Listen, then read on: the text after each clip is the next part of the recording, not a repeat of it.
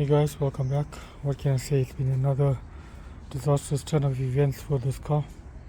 As you can see, put a primer down there and the fender's off because, as you guys should know, I had a little incident with the car, dented the fender. I started repairing it and I thought that was it, but then we had hail last weekend here in Joburg and the car sustained some damage. As you can see, the car is parked outside under a shade net, and yeah, the hail hit it from that direction. But before we get into that and I show you guys the damage, let's get into why this car failed at the dyno. And it was basically my fault, but later on in the video I'll show you guys a diagram of the crank trigger and where the positioning of the crank sensor needs to be. So at the moment, I'll put a photo of the crank trigger when it's out, but there's a crank pulley with the teeth on it, 60-2. That's from an Opel. I think it's a Corsa B. Sent to be corrected. I've been getting lots of flack from some guys on why am I using Opel stuff on a VW. Well guys, I bought the engine this way and I'm not gonna make changes to it to make people feel better. It should be working the way it was a running vehicle. And by the way, most of you guys running ITBs are running Toyota ITBs on the cars, so yeah, what more can I say? Anyway, so there's my crank pulley down there, and at the bottom here, as you guys can see, that is the crank sensor.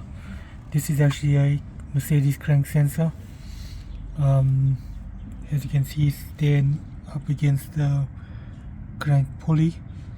Now the first issue is the positioning of this sensor, which I will speak about a bit later, what the issue was. And second issue, as you guys can see, that is the shaft, the side shaft, and where that sensor is positioned is it's really close to the shaft.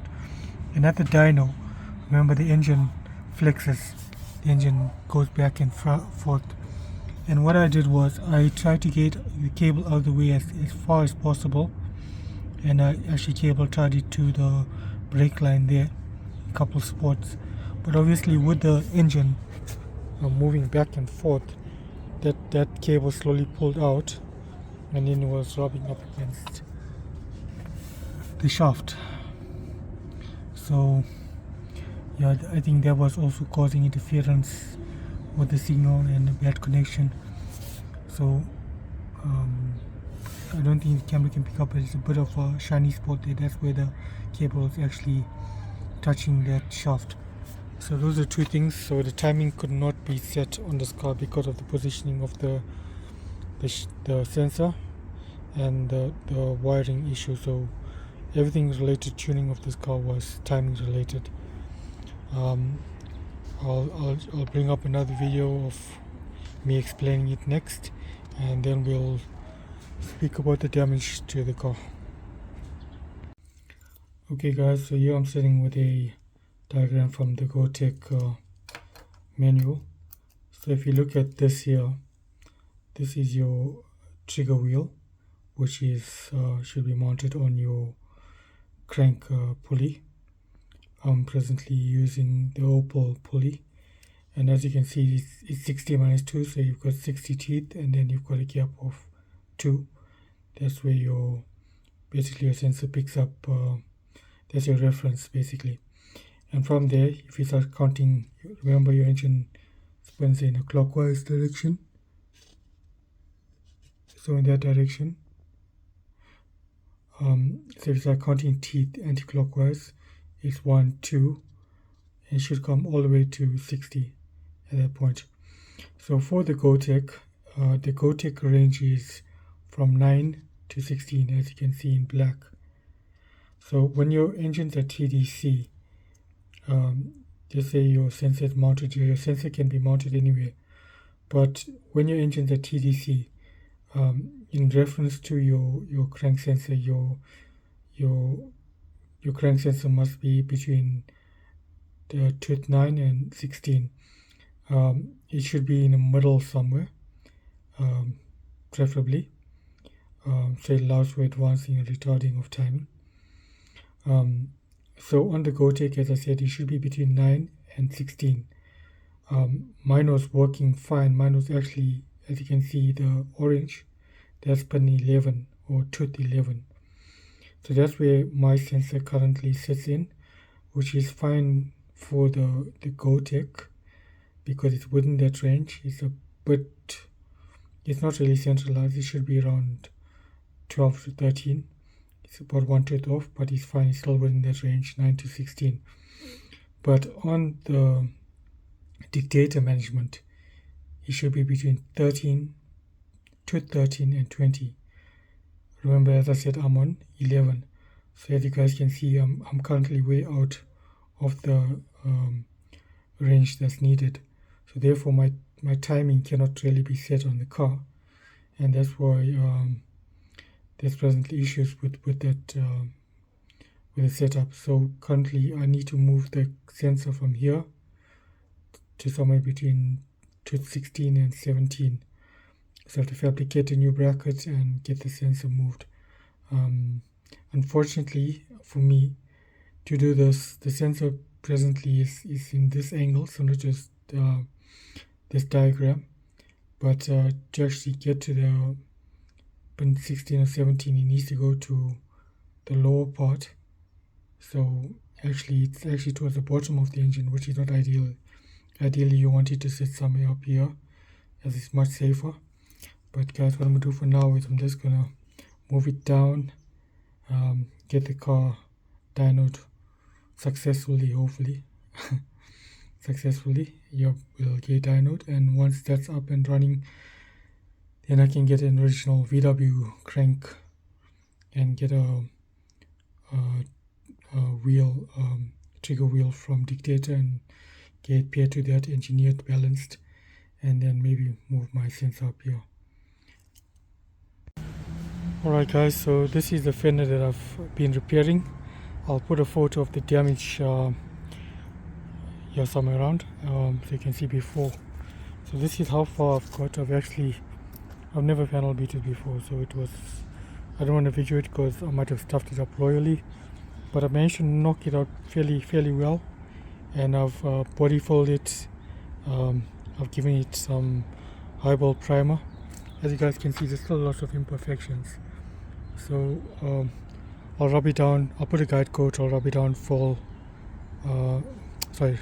Guide coat, rub it down full, prime, rub it down full if needed, prime again, and then finally I was going to spray it. So that was there, and I had a little bit of damage here in the corner. So that was my plan. I was actually bummed out about it, but then I was not around on the weekend. I was in KZN, and when I got back, heard about the severe storm that we had. We had massive hailstones, and yeah guys, I don't think this can pick it up on camera, but let's see. I think you guys can see one dent. There's another dent up there. There's one up there. You can see one here. So I've actually I think you guys can see the circles. I made circles with my finger on this bonnet. So there are 15 dents on this bonnet. 15 dents. The fender, you can see there's one here. There's one here, and there's one somewhere around here as well. There's one here. So there's 3 dents on the fender. And guys, look at this here. This is on the corner. It actually bent the corner and chipped the paint. So you can imagine how much impact that took, the force of the impact to actually bend it on this corner. So there's 3 dents on the fender. My beading got ripped out. Here's my beading. Came out with the with the clips. Yeah, as you can see, my beading is stuffed. That's a real bummer. It's difficult to get those beadings. On the door, I don't know if you can pick it up, but I've got 2 dents, one here and one on the side, slight dents. Back door, I've also got 2 dents, as you can see, one there. There's a slight one here. On the roof, pick it up. The big one is here. The paint is cracked, but there's 1, 2, 3, 4, 5 dents on the roof. The car is actually quite dirty, but yeah, once it's cleaned up we might actually find more, but so quite a bit of damage, and that's a real downer, because this car is very straight. Lots of time and effort went into the bodywork on this car. Yeah, what more can I say, guys? Yeah, so at this point I really don't know what to do. I may just pop it off for another year, who knows. Well, take it one day at a time. But yeah, guys, that's where we stand with this car at the moment. I might try getting a paintless dent removal kit from Take a Lot, as well as a cheap one for about 300 somewhat rand, and try and pop out some of these minor dents. But yeah, I foresee lots of paint work on this car, which is a real pity. Yeah, the black car and the black car, nothing really happened to the black car. The black car was saved, to be honest with you. You know, I would have preferred damage on that car, because this car was, the bodywork was done and I was still going to get to this car, so if this car got damaged, it would have been fine. And in terms of insurance, both the cars are insured, but I mean, this car hasn't moved in last several years, so it's only I've got third party insurance, not comprehensive, because actually with third party as well, the car sits here in my driveway, I'm actually wasting my money. But with the third party cover, Haley is not covered, so I can't make any claims on that. So yeah, guys, I'm sure there's more people out there that have suffered much more damage than I have. So to those guys, sorry guys, I feel your pain. But yeah, that's just an update of where we are, where we stand.